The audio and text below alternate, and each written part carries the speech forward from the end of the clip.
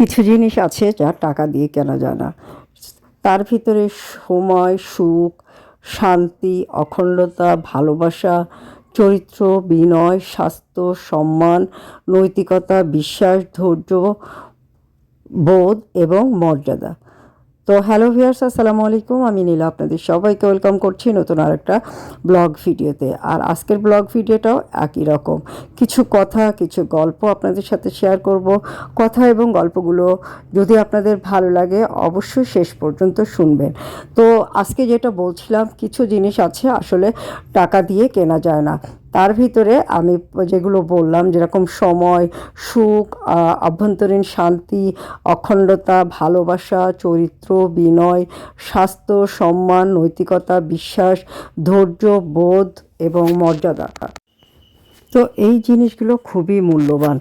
আর এর ভিতরে নৈতিকতা কিন্তু অনেক বেশি মূল্যবান। তো যার নৈতিকতা নেই তার চরিত্র বলতে কিচ্ছু নেই। তো এই নৈতিকতাটা অনেক অনেক বেশি গুরুত্বপূর্ণ। আর এই নৈতিকতাটা কিন্তু আপনার একদিনে তৈরি হয় না। এটা কিন্তু পারিবারিকও একটা শিক্ষার প্রয়োজন হয়। কেননা পারিবারিক শিক্ষা না থাকলে মানুষ নৈতিকভাবে বেড়ে উঠতে পারে না। আর কিভাবে একজন মানুষ ভালো থাকতে পারে সেটা সে তখনই বুঝতে পারে যখন সে নৈতিকতায় ভোগে। সহানুভূতি হলো নৈতিকতার ভিত্তি। আর প্রতিটা মানুষের ভিতরে সহানুভূতিশীল অনুভূতি থাকা উচিত। নৈতিকতাবোধ মানুষের মনে হঠাৎ করে জন্ম নেয় না, এটা সাধারণত বংশ থেকে বেশি আসে।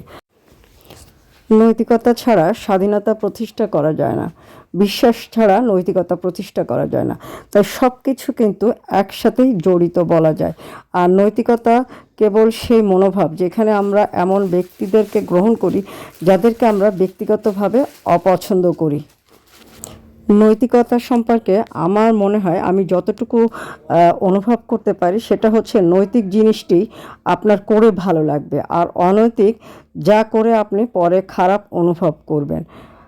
তাই নৈতিকতা বিবর্জিত মানুষের চরিত্র বললে কিছু থাকে না। অবশ্যই আপনার নৈতিকতা থাকতে হবে।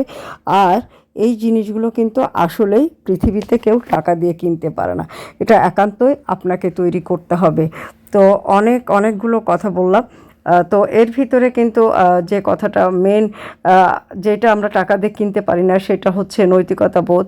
যেটা আমরা টাকা দিয়ে কিনতে পারি না সেটা হচ্ছে ধৈর্য। যেটা আমরা টাকা দিয়ে কিনতে পারি না সেটা হচ্ছে আমাদের হারিয়ে যাওয়ার সময়। হ্যাঁ, তো আর কিনতে পারি না আমরা সুখ, শান্তি, ভালোবাসা, কোনোটাই কিন্তু কিনতে পারি না। কিনতে পারি না চরিত্র, বিনয়, স্বাস্থ্য, সম্মান, আর বিশ্বাস, ধৈর্য, মর্যাদাবোধ। তাই এই জিনিসগুলো নিজেকে তৈরি করতে হবে। সময় আমরা কেউই ফিরিয়ে আনতে পারবো না। তো সময়ের মূল্য দিতে শিখবো। অ্যাটলিস্ট যে সময়টা চলে যাচ্ছে ওই সময়টাকে মূল্য দিব। তো বন্ধুরা, আমি কিন্তু কথা বলতে বলতে সুন্দর একটা শাড়ি আপনাদেরকে দেখাচ্ছি। তো আপনারা জানেন তো এই শাড়িগুলো কোথায় পাবেন? ওই শাড়িগুলো আপনারা পেয়ে যাবেন অদ্রি ফ্যাশন অ্যান্ড লাইফস্টাইলের পেজে।